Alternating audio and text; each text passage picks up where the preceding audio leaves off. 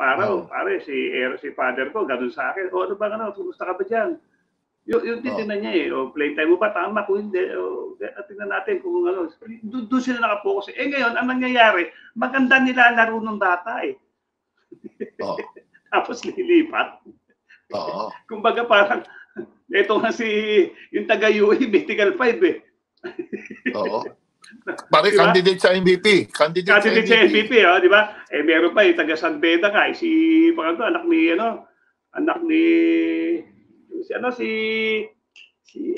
nakalimutan ko to, taga San Beda po, anak ni Cortez. Di ba? San Beda, Salazar Cortez. Si Jacob Cortez. Di ba? Magagaling naman. Kacha-champion lang. Ang ganda ng nilaro. Naging all of a sudden, overnight sensation na naging main man di ba? Galing, pinanood ko, tuwa ako sa bata Tapos, ba't nilipat? Okay. Father pangit ba aral sa San Beda? Hindi naman, pare. Hindi naman. Hindi ka ba nabibigyan ng playing time? Sobra-sobra. Yan ang sinasabi ko. UE, hindi ka ba nabibigyan ng playing time? Sobra-sobra. Sobra-sobra, di ba? Ano ba? School bukol ba ang UE? Hindi naman. Hindi naman. Hindi naman. Kaya nga, ang sa atin lang, anong reason bakit may ganyan? Okay. Eto na, lumalabas na si Pirates of the Caribbean.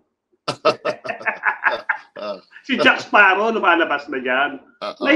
Sa akin, hindi na masyadong maganda yung ganyan. Sana malakok mo kayo. Yung talagang, yung parang, sayang ang mo dyan. Nakita namin na maganda yung talent mo, na meron kang bubuga pa, pero hindi ka nabibigyan ng tama mong playing time dyan. Pwede ka sa amin. Yung siguro, pwede ba? Ngayon, pare, left and right Para, parang yung pagiging nawawala na yung pagiging student athlete Ang bata, tinuturuan niya na maging mercenaryo Lilipat if the price is right Well, may ano na kayo.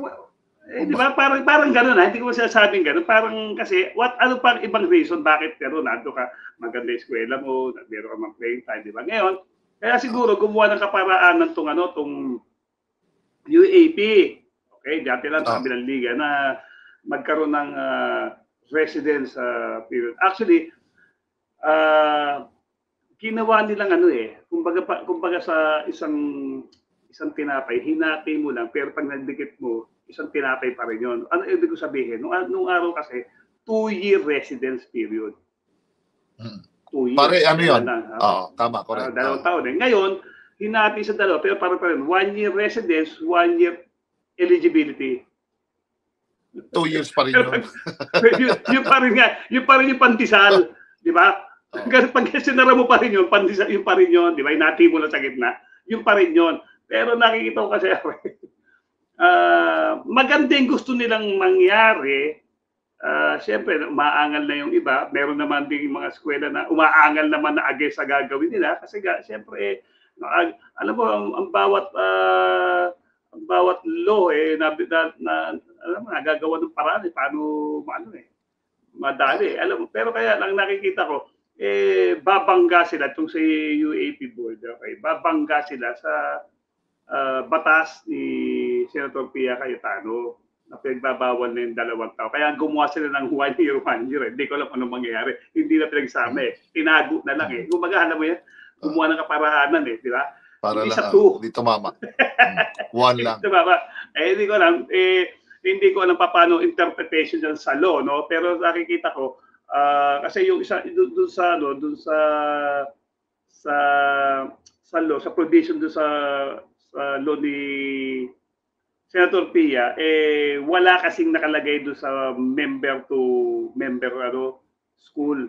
Walang provision doon kung ano yung kasi parang ito yung pinupush ni UAP, yung member to member So kung magkakaroon sila, ito nagsasalita ako bilang former councilor, kung pagdating sa law po kasi, kailangan kung ano may gagawin mo, kaya nga meron law na mas mataas, yung national law, doon tayo papailalim Okay, kami po sa City of Valenzuela meron ginagawa mga ordinances pero hindi dapat bumabangga sa sinasabi ng batas nasyonal.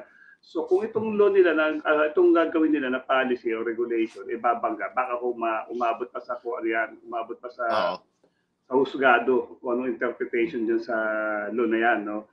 Kasi meron ng binabanglo tungkol dyan sa protection nga kaya nga protection, kaya nga student athlete protection. Kaya lang, itong student athlete protection, nagawa ng paraan ng mga na mga, alam mo, magagaling. Yung mga agrabyado parang mga agrabyado sa rekrutan. Nagagawa ng paraan.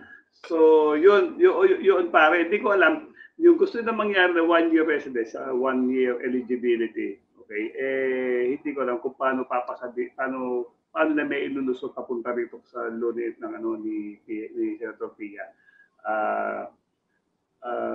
Sa akin kasi, coming from former councilor, para ma-apply mo yun, you have to amend the law.